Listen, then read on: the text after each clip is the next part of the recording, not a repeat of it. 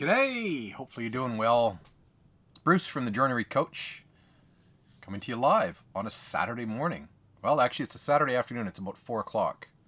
A little bit unusual for me to do this on a Saturday, but I've just finished up a financial review with a client, and it's just such amazing news that I thought I wanted to share it with everyone. I'm not going to share, obviously, the name of the client or who they are or any of that, but their results from last year to this year are really quite stunning. So we've actually been working with this particular client for 3 years now, and it's had steady growth year on year. And I wanted to share everyone. I've been getting quite a few questions from people lately. There seems to be let's say a stepped up urgency because the market is tightening up and business is getting a little bit tougher, and people are saying more and more, I'm not sure I can afford to get any help right now, which we don't find funny, we find curious, because obviously if things are getting harder and business is getting tighter, that's actually the time you need more help. That's been businesses more risky. When things are busy and there's lots of work flowing in, like we've had for 3 or 4 years, people often even say then, well, I don't need help because times are busy. But in that period of time, that's the best time to get help as well, because then we can make better use of the work flowing in and we can put some cash in the bank. But right now we're starting to see a lot of people going, look, I'm just not sure if I can afford it. And I wanted to just share with you this client because, like with many of you, that's actually the problem. Not that you can't afford to join one of our programs or you can't afford to work with us. The problem is you can't afford to do anything. It's not really about us or whether you can or can't afford to work with us. It's about, can you afford to keep running the business the way you are without profit? And so in this example, I'm going to show you some numbers. I'm going to show you the exact spreadsheets, the exact profit and loss from 2 years ago to this last financial year. And you're going to see some pretty dramatic results here. So a lot of people will have a conversation with me and say, look, I just can't afford it right now. But that's absolutely why we're talking. We already know you can't afford things in your business, whether it's getting help from a coach or a consultant, whether it's investing in marketing, whether it's any of these things in business. Saying you can't afford it right now is actually the problem you're trying to solve. And you're never going to solve that problem unless you learn how to. So I'm just going to share my screen with you, and we're going to go into the financial results. So what we've got here is we've got the business from 2 years ago and the last financial year just ticked over. So this was a business that had 5 people in it, roughly, give or take, and their total trading income was 1.4 million, roughly. They had no other revenue from anything else other than just working with builders joinery. That was it. They just worked with builders all the time, and as you guys know, that's a roller coaster. But these guys actually did a pretty good job of working with builders. They had some good builders, they had some good work going on, it was steady, it was consistent, and that was the only thing they did. But 80 hours a week, a lot of time spent doing it. So one revenue source, roughly, a little bit of interest income coming in, but basically builders joinery only, $1.45 million worth of work in that year. And we can start seeing, as we break down the cost of sales with this particular client, we can start seeing the percentages of how their costs of sales break out. So their total cost of materials was running at about 42%. Now that's not bad, that's running on the high side, but anything above 40% is a bit of an issue. But not terribly bad. But here's where it all started falling apart. The subcontractors, which were installers and some people in the factory, and the people in the factory, in other words, the employees to build the product, cost them 27% of all their revenue and 7% for the subbies. So that's over 30% of all your revenue going to people paying people on the tools just to make your product. Over 30% of all of this revenue is just going to people to make your product. Now that's a big red flashing problem, because that means that your efficiencies in your business, at the core of your business, are really slow. And that is, for us, that's a big red flashing red light to say, hey, we need to fix this right now. So when we did an analysis at the end of last year, if you were able to see the previous year, it was much worse than this. It was closer to 40%. But we're just going to look at 2 years ago and this financial year just gone by. So we're well over 30% still in the efficiencies in the factory, which is a real problem. So what we're saying is 77% of all your revenue goes towards paying your costs of sales. So in other words, there's only 22% left over for everything else. So that's probably not enough. Well, it's not enough. Now let's look down here at some of the other expenses. They had no investment in marketing. So there was really no marketing strategies going on. These particular people for this business had no professional development. There was no investment in this particular year. There was no investment in professional development. So this year just gone by, they had no allocation for professional development at all. There had been a little bit of work that we'd done with them over the last couple of years, but it wasn't a full-blown coaching implementation. Little nudges here and there, a little bit of help over the last couple of years, but not jumping in and getting them going, really quickly. So really, there was not any professional development to speak of. The staff, there wasn't really a lot of money giving to entertain the staff. There was a lot of money spent on recruitment, $12,000, in fact, over $12,000, probably even more than that, on just recruiting staff. So there's this big turnover of staff because the culture wasn't great, and it cost them a lot of money last year just in recruitment. And that goes to those recruitment agencies, right? You guys have probably worked with them in the past where they bring someone on board, really expensive, and they don't work out very well, but it costs you a lot of money. The rent was relatively low. So, that was the big bonus here is the rent was relatively low. But the cost for rubbish removal really jumped off the page at me. So you're spending a lot of money on rubbish removal. Phone and internet is always something we look at, really, really high. And web design and maintenance, $1,800 per year, almost $2,000 per year for that alone. What a crazy amount to pay someone. But you know what? At the end of the day, they were still making 7.7% net profit. So in other words, because the owner of this business only pays themselves in drawings, all they had left over to pay themselves was about $111,000. So at the end of the year, they will say, great, where is that money? And the bottom line is they've already paid themselves that in drawings. So 7.7% net profit isn't a bad thing, but it is not enough, to justify all the effort and the hours that are put in. So let's fast forward to the end of this financial year. Here's some things we did with these guys. Is we said you just don't have enough diversification in your revenue streams. So we got them into, with a marketing strategy, we got them into domestic renovation. So with this particular client, in their immediate vicinity of where their factory was, the work they were doing with the builders was outside of their area, like they would travel quite a distance because their builders were all over the place. But in their immediate factory, in their immediate area, there were all kinds of businesses or all kinds of homes that really wanted to renovate their house. So we started capitalizing on the renovation market directly within the vicinity of their factory. We also looked directly within a vicinity of their factory and said there's a whole bunch of little small factories around here that don't have CNC machines that really could use some flat pack service from you.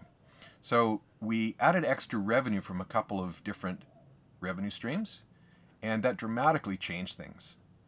The actual builder's work went down, and this is really significant because what we were able to do is say we've got this revenue coming in from different sources that is really, really good work because you can pick and choose who you work with, and they were great clients, and we dropped off a builder that was really a pain in the butt because they just weren't paying and they were just trouble. And in this year here, this particular client wasn't able to kick that builder to the curb because this was the only revenue that they had coming in. But once we start getting other revenue sources coming in, we can get a whole lot more selective about this work and get rid of some of these, non-A grade clients. So at the end of the day, this financial year resulted in a 23% increase in revenue. Now that wouldn't be possible unless we actually addressed the efficiency areas in the business as well. So once we started digging into the factory, and these guys went forward at pace very, very quickly. They adopted a new pricing system because what we were clear on was the actual material costs, because their pricing system wasn't controlling their markup and their material costs, the material costs were getting too high. So at the end of the year, we got them down from a 42% overall material spend down to a 36% material spend.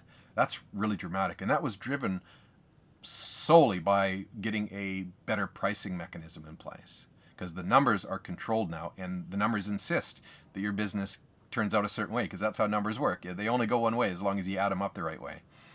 The other thing we did is we got very, very, very serious in their factory and created streamlined processes in their factory.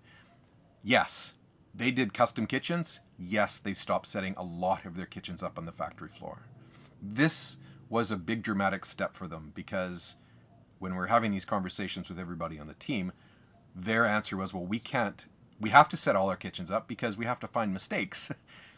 And we assured them that it's actually the mistakes that you're finding that's the problem. So once we started going through a 2 or 3 month process and finding the mistakes before they occurred, the first couple of months they still set the kitchens up, but there were no more mistakes. So the answer was, why are we setting the kitchens up? Just to look for mistakes.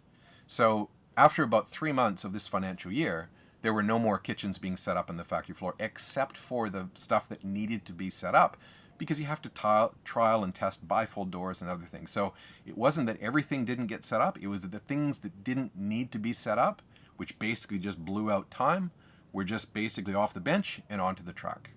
And the results are staggering. We had a massive increase in efficiencies. The amount paid subbies went down because essentially we didn't need as many subbies. People from the factory, there was one person that became the installer on site, and 2 or 3 of the subbies eventually weren't needed anymore.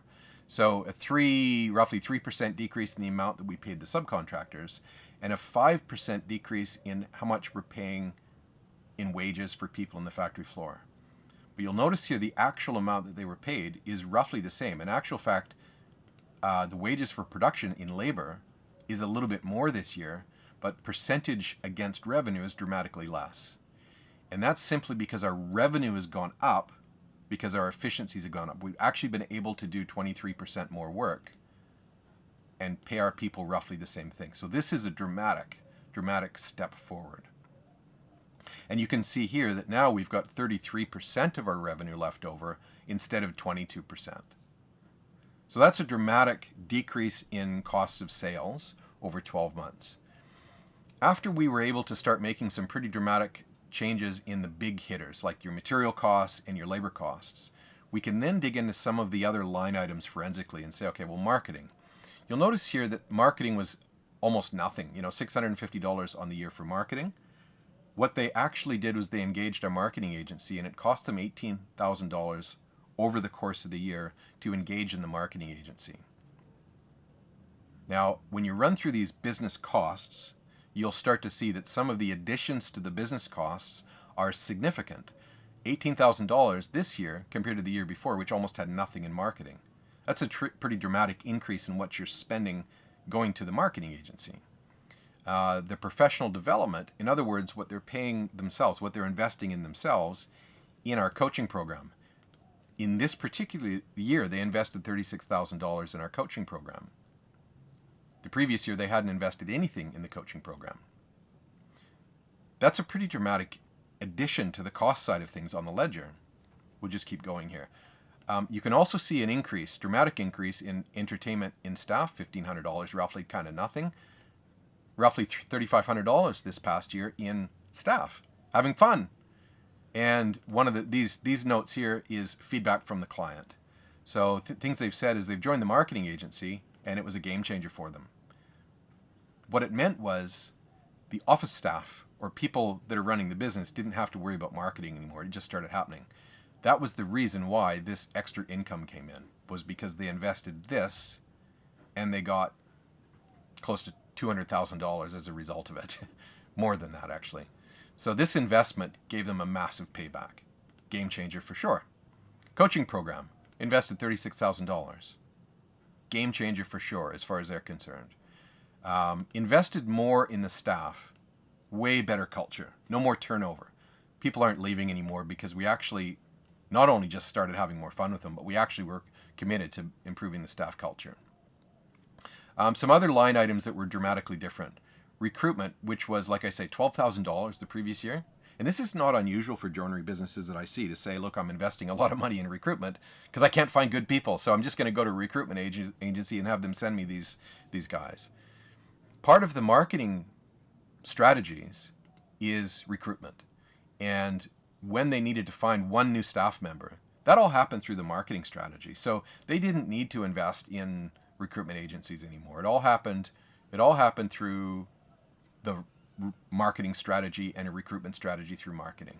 So that took over. The marketing agency and the cost, this $18,000 investment here, took away the need for this $12,000 investment here. They also were able to move into the space next to them.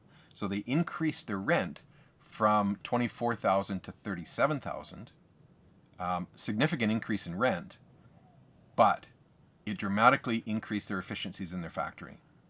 Now, one of the things that we did as a standout on cost was we looked at their rubbish removal and we said, look, that's a lot of money for rubbish. And we just simply went and found a better rubbish removal contractor and got their cost down from $6,600 down to $4,800.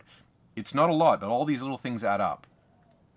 Their phone and their internet was $6,800. And that was too much. And we went and renegotiated, or had them renegotiate with a new supplier. Again, made a relatively significant payback. Website design and maintenance, which was ridiculous. They were getting gouged. Nothing, because that all happened through the marketing agency. So dramatic increase there. Now here's an interesting thing that you'll notice. Their operating costs in the previous year was left at 14.6%. And it went up to 18%. There was an actual increase in their overall costs. But look at the difference in net profit. In other words, what the business actually made. 7% roughly, 15%. So now the business, now the owner has to pay tax on $260,000 rather than $111,000. That's the bad news, I guess. But that's the difference in when you invest in the right things in your business. Invest in a great marketing strategy. Invest in help that can teach you how to do great things in business that are going to get you massive efficiencies in how you produce. Help you get more work through the door, as you see massive increases here in revenue.